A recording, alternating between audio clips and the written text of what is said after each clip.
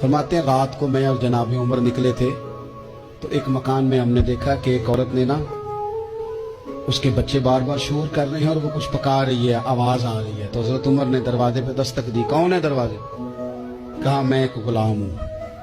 حضرت عمر کہتے ہیں غلام ہوں.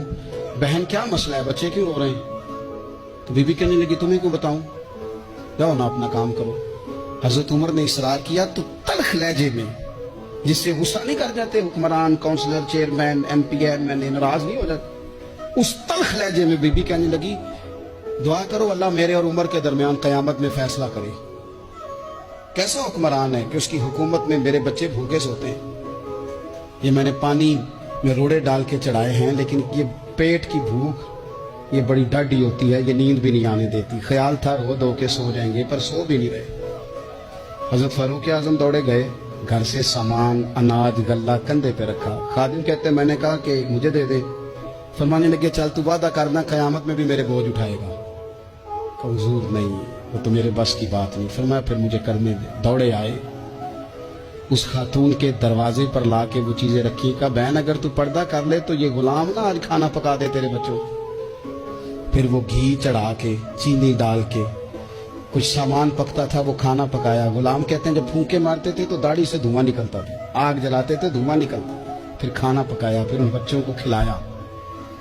پھر حضرت عمر فاروق رضی اللہ تعالیٰ عنہ تھوڑے پیچھے بیٹھ گئے تو بچوں کے ساتھ اس طرح کی باتیں کرنے لگے کہ وہ ہنس پڑے. جناب اسلم کہتے ہیں بچے اس بیوہ کے ہنستے تھے، بچے ہنستے تھے اور عمر روتے تھے. جب وہ ہنستے تھے تو فاروق روتے تھے. پھر وہ بچے آہستہ آہستہ لیٹنے لگے اور جب وہ سونے کی طرف بڑھنے لگے تو حضرت عمر کہنے لگے بہن میں جاؤں؟ کہنے لگی رب تیرا بھلا کرے، میرا کلیجہ پھٹ جاتا اگر میرے بچوں کو آج شام بھی روٹی نہ ملتی. تو سیدنا فاروق اعظم رضی اللہ تعالیٰ عنہ کہنے لگے پھر تو میرے لیے دعا کرے گی؟ کہنے لگی میں دعا کرتی ہوں اللہ عمر کی جگہ تیرے جیسا کو نیک آدمی بٹھا دے. تو حضرت عمر کہنے لگے ایک چھوٹی سی گزارش بھی مان لو گی؟ کا کیا؟ فرمانے لگے کوئی یہ میری خدمت اگر پسند آئی ہے تو عمر کو معاف نہیں کر دیتی؟ غلطی ہو گئی، اسے پتہ نہیں تھا.